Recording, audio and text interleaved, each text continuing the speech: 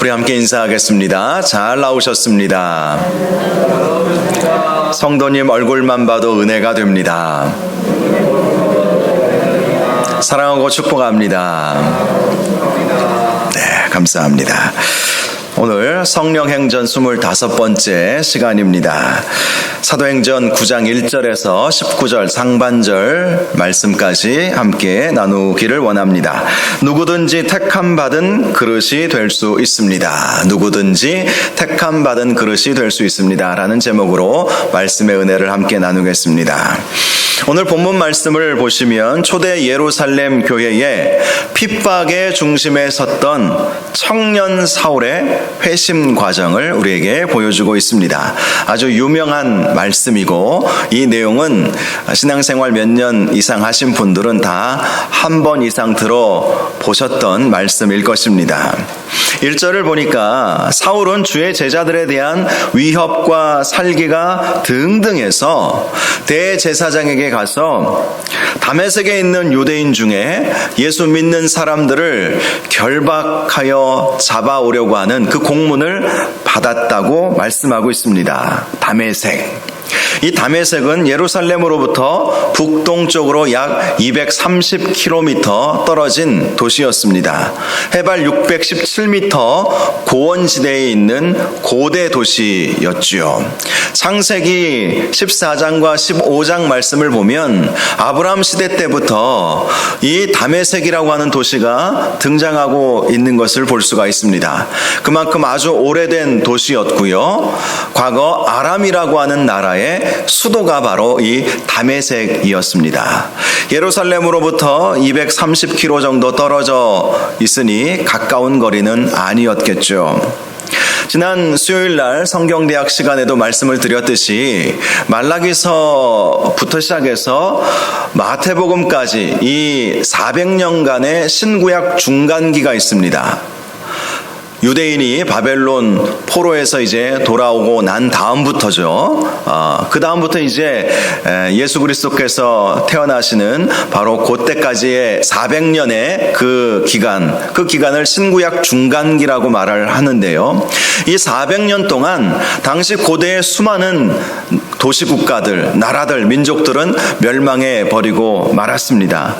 구약 성경에 자주 등장했던 모압, 암몬, 에돔, 아람, 블레셋 여러 나라들이 있지 않았습니까? 이런 나라들이 이 400년 동안 다 무너지고 말았던 것이죠. 그때 바벨론, 페르시아, 헬라 그리고 로마로 이어지는 이 고대 제국들에 의해서 다 이제 멸망해 버리고 말았던 것입니다. 이 아람은 바로 이 로마 시대 때 멸망을 해버렸다고 합니다. 추후 40년경을 전후로 해서 이렇게 많은 그 나라들이 이제 멸망을 하게 되었는데요. 그리고 그때 이제 초대교회에 핍박이 오지 않습니까? 그리고 그 핍박을 피해서 여러 지역으로 흩어지게 되었는데, 자, 이렇게 이제 여러 이방인 지역들로 이제 초대교회 성도들이 흩어지게 되었던 것입니다. 그래서 온 유대와 사마리아와 과거 블레셋 영토까지 이제 빌립이 들어가지 않았습니까? 그리고 오늘 본문에 등장하고 있는 다메섹 지역까지도 주의 복음이 증거되어 거기에 교회들이 세워지게 되었던 것이죠. 자, 아람의 수도였던 이 다메섹, 로마에 의해서 기원 전 64년에 이제 멸망을 당했는데, 멸망당한 이후에 자, 수많은 유대인들이 핍박을 피해서 또 그곳에 들어가서 살게 되었고, 또 디아스포라 유대인들이라고 하는 많은 사람들이 세계 곳곳에 흩어져서 각기 나름대로 유대인 공동체를 이루면서 살게 되었습니다. 그리고 예루살렘 교회에 핍박이 오게 되자 핍박을 피해서 이제 그 유대인들이 사는 그곳으로 이 유대인들이 가서 그곳에 가서 복음을 전하는 일들이 있게 되었던 것이죠. 그래서 다메섹에도 복음이 전해져서 교회들이 세워지게 되었던 것이죠. 그 소식을 들은 사울은 가만히 있을 수가 없었습니다. 그래서 그는 대제사장에게 공문을 하나 청을 하게 되죠. 그 공문의 내용은 이 이방인 지역에 살고 있는 그러한 유대인들 중에 예수 그리스도를 믿게 된 그 사람들을 잡아와도 좋다는 그 공문이었던 것을 알 수가 있습니다. 자, 그래서 사울이 다메섹으로 가서 그 공문을 들고 유대인 중에 예수 믿는 사람들을 잡아오려고 계획을 세운 것입니다. 특별히 1절을 보니까 사울의 주의 제자들에 대하여 여전히 위협과 살기가 등등하여라는 말씀이 있죠.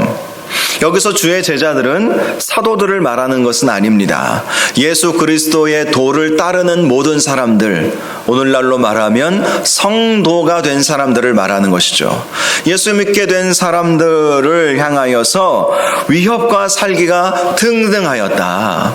사울이 예루살렘에서도 그런 모습을 갖지 않았습니까? 자, 그런데 이방인 지역에 흩어져 살아가고 있는 유대인들 사이에서도 예수 믿는 사람들이 늘어나고 있다는 이 소식을 들은 사울은 가만히 있을 수가 없었던 것입니다. 위협과 살기가 등등하여 그들을 잡아오려고 했던 것입니다. 사울의 입장에서는 멀리 떨어져서 살아가고 있는 이 유대인들이 쉽게 이 유대교 신앙을 버리고 그리스도의 도를 따르는 것을 용납할 수가 없었고 이해하기도 어려웠던 것입니다. 그도 그럴 것이 그도 길리기아 다소에서 태어난 사람이었거든요. 디아스포라 유대인 출신이었습니다. 예루살렘에서 먼 지역에서 태어나서 디아스포라 유대인 공동체에서 자라면서 자기는 그래도 끝까지 유대교 신앙을 버리지 않고 지금까지 살아오고 있는데 어떤 사람들은 그 유대교 신앙을 버리고 너무나도 쉽게 예수 그리스도를 믿게 되는 그 일 앞에서 사도 바울은 가만히 있을 수가 없었던 것입니다.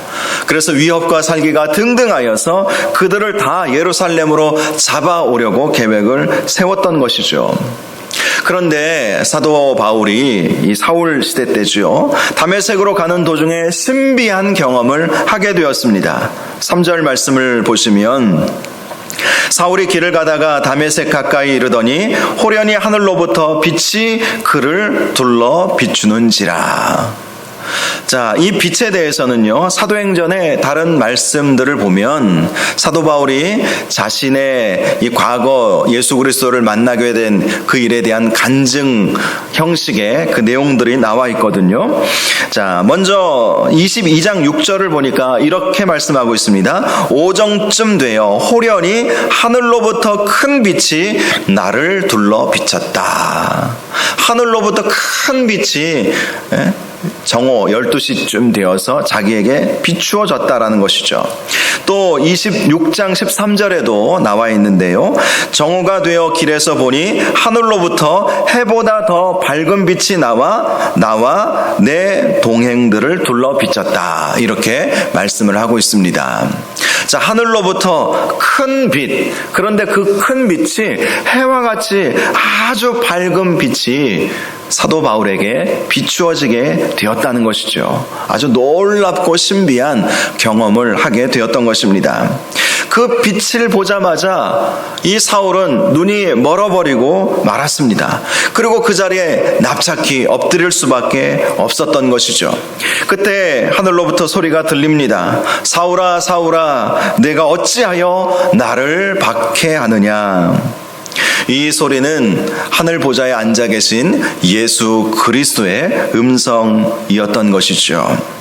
특별히 사울아 사울아 이렇게 부르신 주님의 부르심은 유대인들의 문화 속에서는요, 격식을 갖추어 부드럽게 부르는 표현이라고 합니다.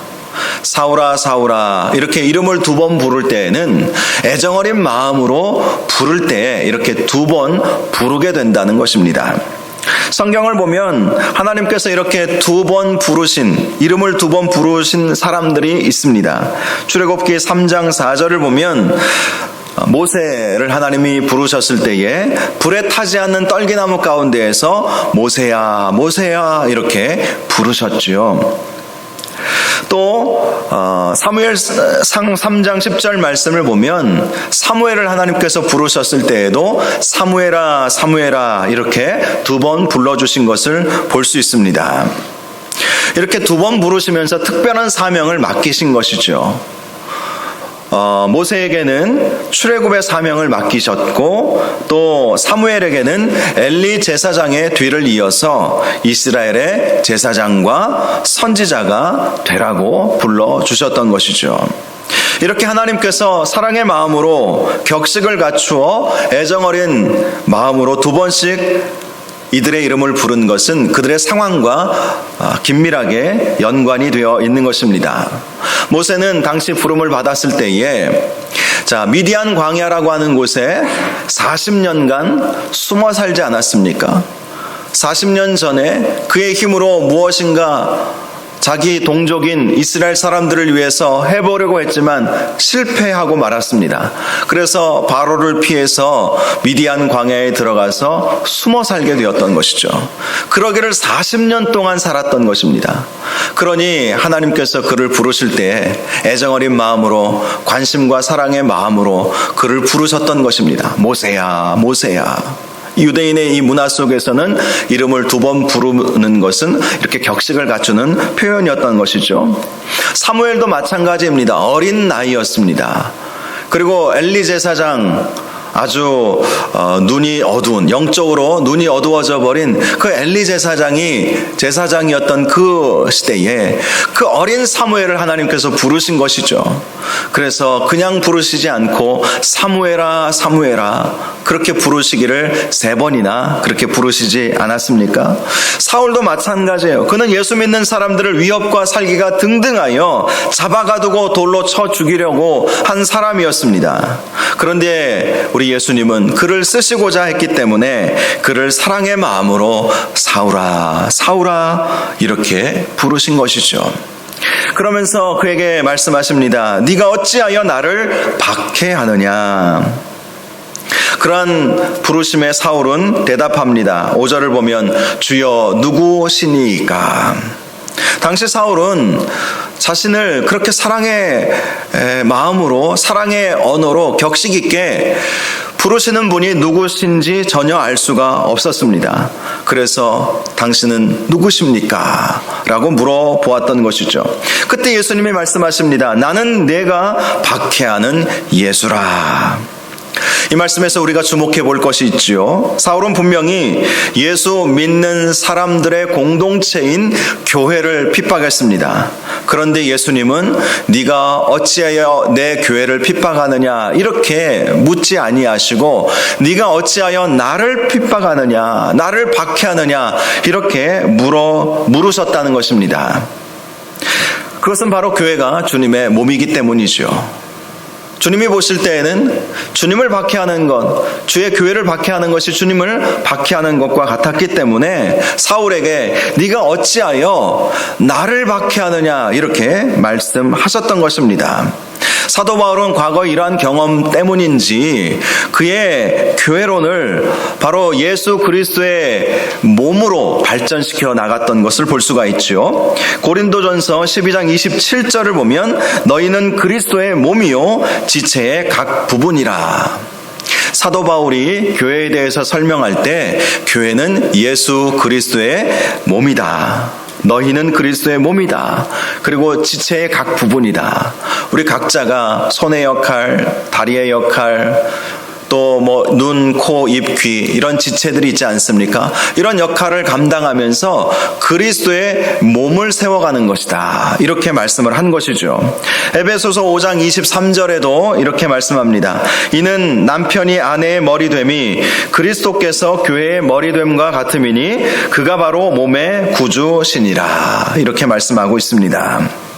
자, 이렇게 사도 바울은 예수 그리스도께서 왜 네가 나를 박해하느냐? 사실 사도 바울은 이전에 성도들, 사람들을 박해했거든요. 교회를 박해했거든요. 그런데 예수님은 교회를 박해하느냐라고 물어보지 아니하시고 왜 네가 나를 박해하느냐? 이 말씀 때문에 교회가 바로 예수 그리스도의 몸이시구나. 예수 그리스도의 몸이 바로 교회이구나. 이 사실을 깨닫게 되었던 것이죠. 요한계시록 12장 말씀을 보면 교회는 예수님께서 산고의 고통을 통해 잉태해내는 자녀와 같다고 말씀하고 있습니다. 그만큼 예수님은 자신의 몸의 분신과 같은 교회를 아끼시고 대적자인 붉은 용으로부터 지켜내시는 분이심을 말씀해주고 있지요. 왜 이렇게 예수님께서 교회를 지키려고 하시겠습니까? 그 이유는 분명하죠. 교회가 바로 예수님의 몸이시기 때문에, 예수님 자신이기 때문에. 예수님은 지금 우리 눈에 보이지 않죠. 그러나 교회를 통해서 예수님은 예수님을 드러내기를 원하신다는 것을 알 수가 있는 것입니다. 그런 관점에서 우리가 주님을 사랑한다, 눈에 보이지 않는 주님을 사랑한다, 하나님을 사랑한다, 무엇으로 우리가 표현할 수 있겠습니까? 여러 가지 방법들이 있겠지만 가장 중요한 것, 놓칠 수 없는 것은 주님의 몸이신 교회를 사랑하고 교회를 든든히 세우고 교회를 중심으로 살아가고 교회의 부흥과 성장을 위해서 살아가는 것이야말로 주님을 사랑하는 것임을 꼭 기억할 수 있기를 바랍니다. 주님의 몸된 교회에 우리는 각 지체인 것이죠. 주님의 교회가 욕을 얻어먹으면 우리 자신이 욕먹는 거예요. 가끔 보면 교회와 나 자신을 이렇게 좀 떨어진 관계 속에서 말씀하시는 분들이 계십니다. 한국 교회가 왜 그래? 우리 교회는 왜 그래? 저 성도들은 왜 그래? 이렇게 비판적으로 말씀하시는 것은 결국 내가 내 스스로 나를 욕하는 거예요. 왜 그렇습니까? 교회는 예수 그리스도의 몸이고 그리고 우리는 각 지체이기 때문인 것이죠. 그러므로 교회에 대해 비판적으로 말씀하면 그 비판은 결국 나에 대해서 비판하는 것이죠. 내가 스스로 나 자신을 질책하는 것이고 욕하는 것이고 저주하는 것이고 더 나아가 예수님을 저주하는 것과 같은 것입니다. 그렇습니다. 여러분, 우리가 가정 안에서도 다른 사람이 내 가족들 혹시 비난하거나 또 우리 부모님에 대해서 안 좋은 이야기를 하거나 내 자식에 대해서 안 좋은 이야기하면 가만히 있을 수 있겠습니까? 저는 가만히 있기가 어려울 것 같아요. 왜 그렇죠? 우리 가족은 나와 같기 때문에, 가족은 나이기 때문에 그런 것이죠. 교회도 영적인 가족들 아닙니까? 그래서 우리가 교회에 대해서는 예수님을 사랑하는 마음으로 항상 교회에 대해서 안타까운 일들이 있으면 눈물로 기도할 줄 알아야 하고, 항상 성도들 스스로가 좋은 말, 칭찬해주는 말, 격려하고 위로하는 말들을 해주어야 하는 것이죠. 교회는 예수 그리스도의 몸입니다. 그리고 우리는 그 몸의 각 지체이다라는 사실을 항상 기억할 수 있기를 바랍니다. 자, 이렇게 해서 핍박자 사울과 예수님의 첫 만남이 이루어지게 되었던 것입니다.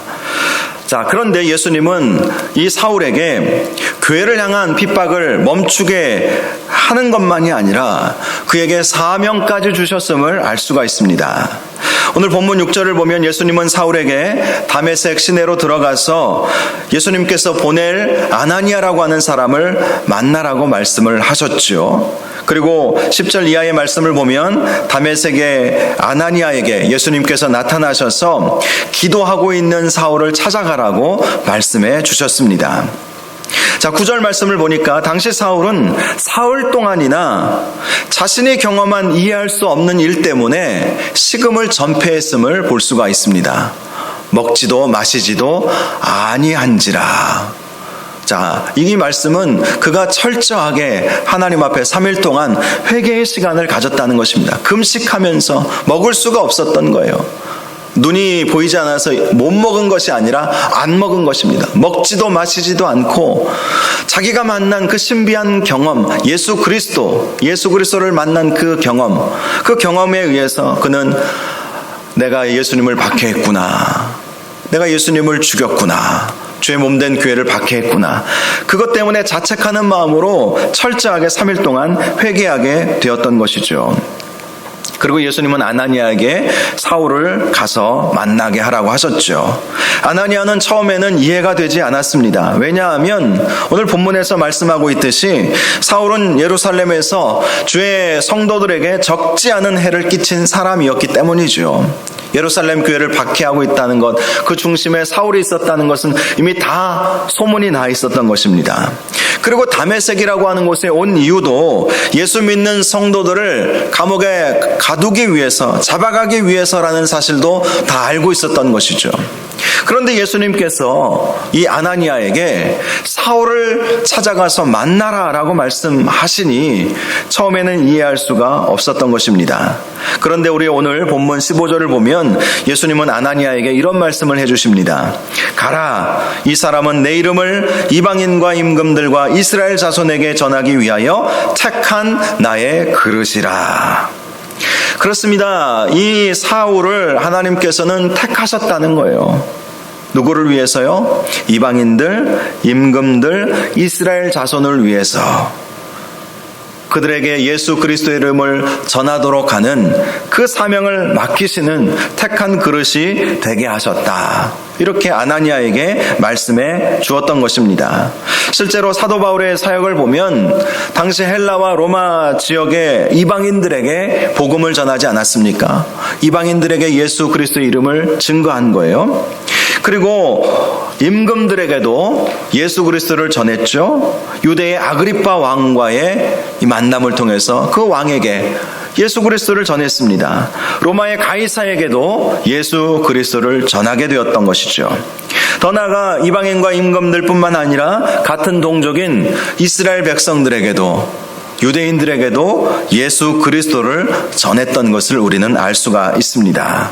바로 이렇게 하나님께서 이 핍박자였던 사울을 이방인과 임금들과 그리고 이스라엘 자손에게 예수 그리스도를 전할 나의 택한 그릇이 되게 해 주시겠다고 말씀하여 주신 것입니다. 그러면서 16절을 보면 아나니아에게 또 이런 말씀을 해주시죠. 그가 내 이름을 위하여 얼마나 고난을 받아야 할 것을 내가 그에게 보이리라.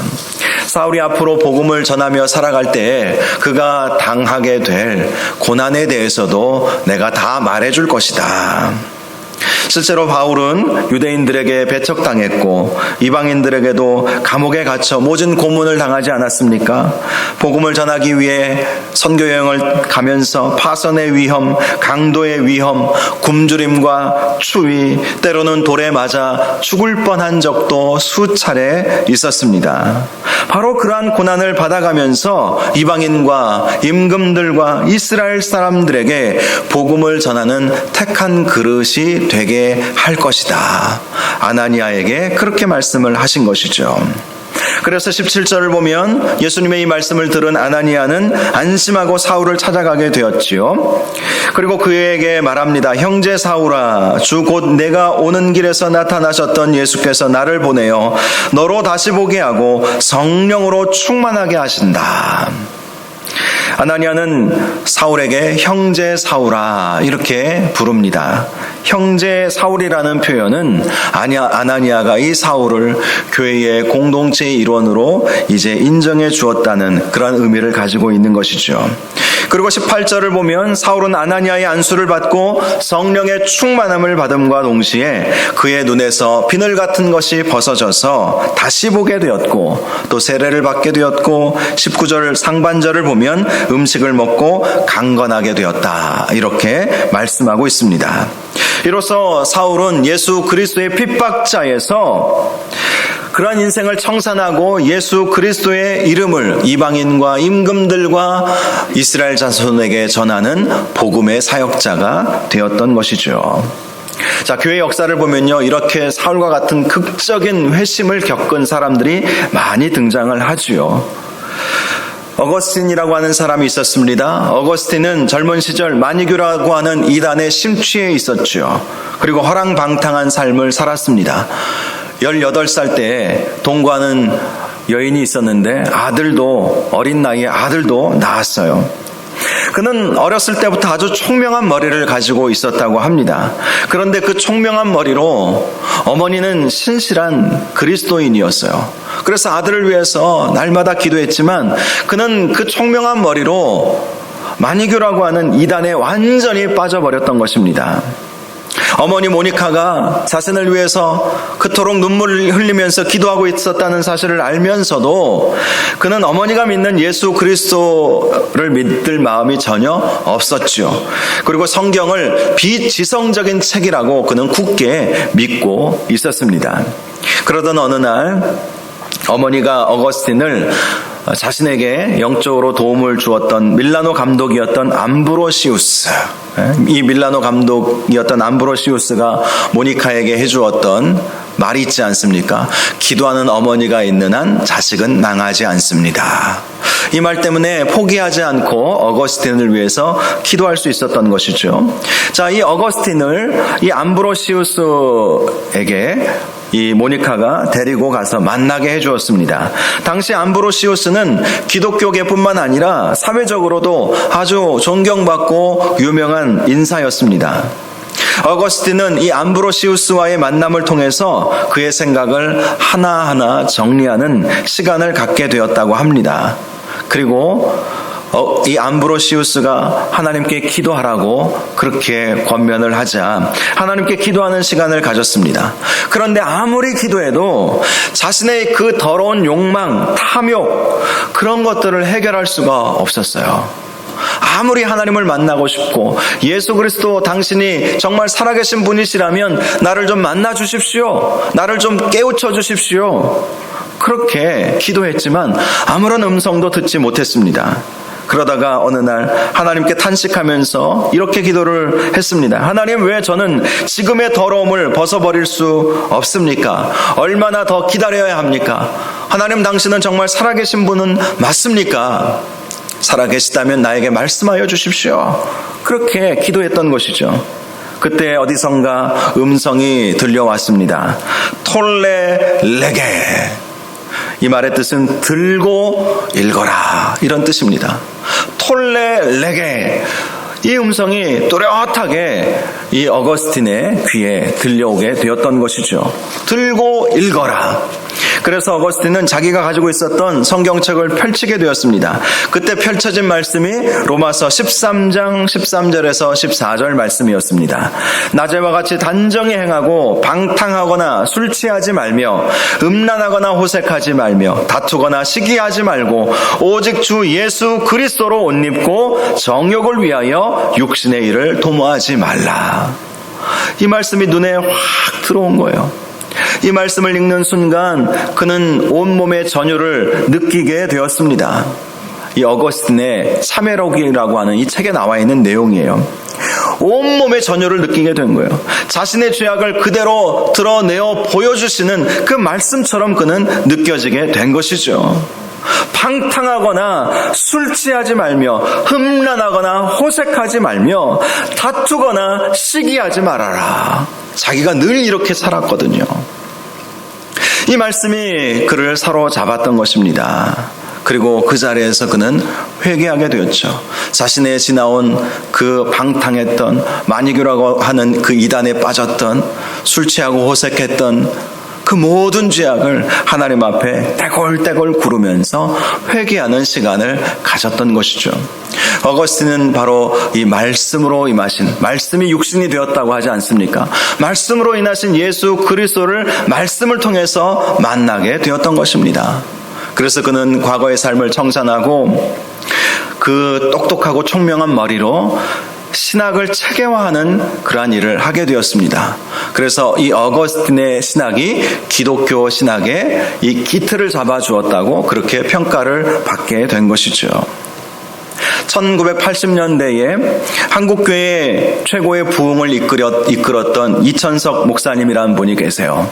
저는 어렸을 때에 뭣도 모르고 부모님 따라서 방학이면 한월산 기도원에 늘 올라가서 기도원 집회에 월요일부터 금요일까지 하는 그 집회에 늘 참여를 했었습니다.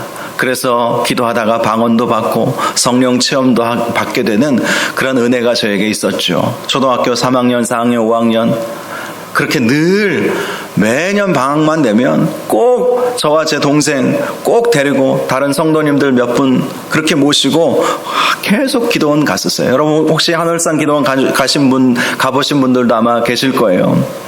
이천석 목사님에 대해서 이런 이야기가 있죠. 6.25 때 전쟁터에 나가서 한쪽 다리를 잃어버렸습니다. 중공군에 의해서 한쪽 다리를 잃어버리고 절단해야 하는 상위 군인이 되고 말았죠. 그리고 군대를 제대하고 취업을 좀 해보려고 했는데 이 한쪽 다리는 의족을 차고 늘 다니셨죠. 군대 제대하고 취직을 하려고 했는데 장애를 가진 그를 받아주는 곳이 아무것도 없었습니다. 그래서 그는 세상을 한탄하고 술과 노름, 여자에 심취하고 상해 군인들을 모아다가 깡패 조직의 두목이 되었죠. 그러다가 어느 날 한강 백사장에 대규모 부흥 집회가 열렸습니다. 그때 그 집회의 강사는 성결교 이성복 목사님, 당시 아주 유명한 부흥사셨습니다. 이성복 목사님의 집회에 한강 백사장에 수많은 사람들이 모여 있었던 것이죠. 당시 깡패 두목이었던 이천석은 그 집회를 방해할 목적으로 깡패들을 데리고 그곳으로 쳐들어갔습니다. 그리고 그 이성복 목사님이 도대체 저 양반 무슨 말을 하나 한번 들어나 보자 하고 들어보았는데 왠지 그 말씀이 자신의 마음을 움직이는 것을 느꼈어요. 그리고 내가 내 부하들을 데리고 이 집회를 방해했다가는 자신에게 큰 해가 올 것 같은 이 두려움이 엄습해 왔다고 합니다. 그래서 그냥 돌아갈 수밖에 없었다고 해요. 아마도 그런 영향을 받게 된 것은 그의 아내 때문 아니었을까 싶습니다. 그의 아내는 신실하게 주님을 잘 섬기고 남편이 깡패 생활 청산하고 주님 앞에 돌아오기를 간절히 눈물로 기도했던 것이죠. 어느 날 아내가 간곡하게 남편 이천석에게 부탁합니다. 기도원 가서 기도합시다. 기도원 가서 기도합시다. 이대로 산다고 해서 우리가 잘 살 수 있는 것도 아니고 주님께 우리의 삶을 맡겨야 하지 않겠습니까? 하면서 아내의 간곡한 부탁으로 어쩔 수 없이 삼각산 기도원으로 끌려갔다고 해요. 그래도 아내를 사랑하니까 이 변화를 받게 되었나 봐요. 그리고 기도하던 중에 천정을 올려다 보았는데 갑자기 지붕이 뚫리면서 새빨간 불덩이가 이 이천석 목사님의 머리에 날아들은 그 경험을 하게 된 것입니다. 새빨간 불덩어리, 한마디로 성령의 불이 임한 것이죠. 성령의 불이 임하니까 가만히 있을 수가 있겠습니까? 떼굴떼굴 구르면서 성령께서 자신을 만져주시는 거예요. 자신의 죄가 막 생각나게 하시는 것입니다. 그래서 3일 밤낮 자기가 죄인임을 고백하고 철저하게 회개하는 시간을 가졌다고 합니다. 자기가 회개하면서 어렸을 때부터 지금까지 살아오면서 지었던 생각나는 모든 죄악들, 작은 것 하나라도 회개하지 않으면 안 되겠다는 그 마음이 와서 그 작은 것 하나도 다 하나님 앞에 고하는 시간, 용서해달라고 회개하는 시간을 갖게 되었다고 합니다. 그렇게 불덩어리를 받은 이후에 이천석 목사님이 신학교에 입학하게 되었고 성복중앙교회를 세우지요. 그리고 한월산 기도를 세우면서 한국교회에 큰 부흥을 주는, 영향을 끼치는 목사님이 될 수 있었던 것이죠. 아무리 망나니와 같은 삶을 살았어도 하나님께서 은혜 주시고 하나님께서 부르시면 그 부르심 앞에 순종할 수밖에 없다는 것을 보여주는 것이죠. 이와 비슷한 드라마틱한 삶을 사셨던 또 한 분이 계십니다. 바로 평양의 유명한 깡패 김익두 목사님. 깡패 김익두 목사님 하니까 이상하죠. 원래 김익두라고 하는 평양에 아주 유명한 깡패가 있었습니다. 그는 가난한 어린 시절을 보냈지만 성실한 아이였다고 합니다. 그리고 젊은 시절 평양의 한 상점의 지배인이 되어서 결혼도 하고 안정된 생활을 할 수 있었다고 합니다. 그런데 한 친구가 큰 돈을 벌 수 있다고 해서 연대 보증을 함께 서자. 그런데 그게 잘못된 거예요. 그래서 완전히 알거지가 되고 말았습니다. 결국 이 김익두는 세상을 비관하고 싸움꾼이 되어서 평양에서 제1인자, 깡패 1인자가 되었다고 해요. 김익두에 대해서는 이런 일화가 있습니다. 평양의 상인들이 하도 김익두가 와서 괴롭히고 돈을 빼앗아 가니까 성황당에 오늘 하루 김익두 만나지 않게 해주십시오 하고 맨날 이렇게 빌었다고 해요. 그만큼 평양 상인들에게서는 이 김익두는 눈길조차도 마주치고 싶지 않은 그런 사람이었죠. 그러던 어느 날 김익두가 평양 시내를 활보하다가 어떤 서양 선교사가 주는 전도지를 받게 되었습니다. 김익두는 기분이 나빠서 그것으로 코를 풀려고 했어요. 그런데 그 선교사가 하는 말이 그걸로 코 풀면 코가 썩어요. 이렇게 이제 말을 한 거예요. 김익도가 누군지도 모르고 알았다면 그렇게 말 안 했을 텐데 그걸로 코 풀면 코가 썩어요. 그 말에 찜찜해가지고 그 전도지를 집으로 가져오게 되었다고 해요. 그리고 그 전도지를 읽게 되었는데 그 전도지의 내용이 이것이었습니다. 인생이란 무엇이냐? 인생은 풀과 같고 그 영광이 꽃과 같으나 풀은 마르고 꽃은 떨어지되 주의 말씀은 세세토록 있느니라. 그 말씀이 성경에 나와 있는 그 말씀이 전도지에 써 있었던 거예요. 김익도는 특별히 세세토록이라고 하는 그 단어에 마음이 꽂히게 되었다고 합니다. 주의 말씀은 세세토록 있느니라. 영원토록 주의 말씀은 있느니라. 그 내용을 보면서 마음이 찔리게 되었을 때 그의 친구 중에 박태환이라고 하는 사람이 찾아와서 우리 동네에 선교사가 하는 어떤 모임이 있는데, 집회가 있는데 함께 한번 가보지 않을래? 그렇게 이제 제안을 받게 된 것이죠. 그리고 그 친구를 따라 그 집회에 참석하게 되었습니다. 그 집회는 미국 장로교에서 파송한 스왈렌 선교사님, 한국말로 소왈련 이렇게 말하는 그 선교사님, 그 집회였던 것이죠. 이 스왈렌 선교사님은 이북 지역 중심으로 순회하면서 복음을 전했던 그 선교사님이셨는데요. 평양에 와서 이제 집회를 하게 된 거예요. 그 자리에 김익도가 친구와 함께 가게 된 것이죠. 처음에 김익도는요, 외국 사람이, 저 코쟁이 외국 사람이 한국말을 너무 잘하는 것을 보면서 신기해했다고 합니다. 전혀 한국말을 못할 것 같은 사람이 너무 유창하게, 이 스왈렌 선교사님은 한국말을 참 잘하셨다고 그래요. 그래서 그 유창한 한국어 실력으로 복음을 전하는 그 말에 관심 갖고 놀라게 되었는데, 특별히 이 선교사님이 영생에 대한 말씀을 전할 때에 자신의 삶을 뒤돌아보게 되었다고 합니다. 그는 자신의 인생은 실패했다고 느꼈죠.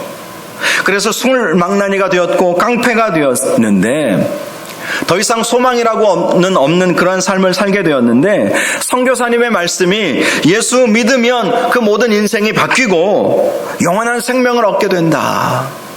그 말씀을 들으니 실패했던 자신의 그 인생이 다시 인생을 되돌릴 수 있을 것처럼 그렇게 느껴지게 되었다는 거예요. 그리고 그 자리에서 예수 그리스도를 영접할 사람 앞으로 나오라고 했을 때 이 김익도가 스왈렌 선교사님 앞으로 나아갔습니다. 그리고 선교사님의 안수를 받죠. 선교사님이 안수기도를 이렇게 해주었다고 합니다. 하나님이여, 죄인이었던 김익도를 용서해 주시고 앞으로 하나님의 귀한 종이 되게 해 주시옵소서. 불의 사자로 일하게 하옵소서. 그 기도대로 이 김익도 목사님 불의 사자가 되었죠. 한국 초기 교회의 역사상 김익도 목사님 최고의 부흥사로 일하지 않았습니까? 그 기도가 응답이 된 거예요.